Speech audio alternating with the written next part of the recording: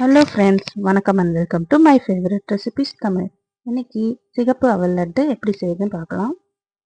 கடாய் வச்சுட்டு அதில் 1 ஸ்பூன் நெய் ஊற்றிக்கலாம்.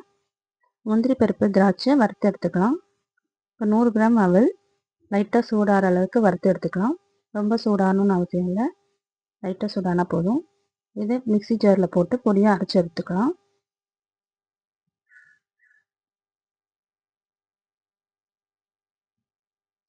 ஒரு தட்டு வச்சுட்டு அதில் நம்ம அரைச்சி வச்சுருக்க அவல் சேர்த்துக்கலாம். நம்ம வறுத்து வச்சுருக்க முந்திரி திராட்சை,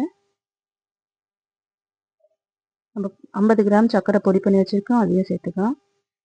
2 ஸ்பூன் நெய், கொஞ்சம் கொஞ்சமாக பால் விட்டு இதை நல்லா பிசைஞ்சிக்கலாம். கொஞ்சம் கொஞ்சமாக பால் விட்டு பிசைஞ்சிக்கலாம். அதிகமாக விட்டுட்டோம்னா தண்ணியே ஆகிடும், அப்புறம் லட்டு பிடிக்க வராது. இந்த கன்சிஸ்டன்சி வர அளவுக்கு நம்ம பிசைஞ்சிக்கலாம். இப்போது இதை வச்சு நம்ம லட்டு பிடிச்சிக்கலாம். அவ்வளோதாங்க, ரொம்ப சுவையான சிகப்பவல் லட்டு ரெடி ஆயிடுச்சு.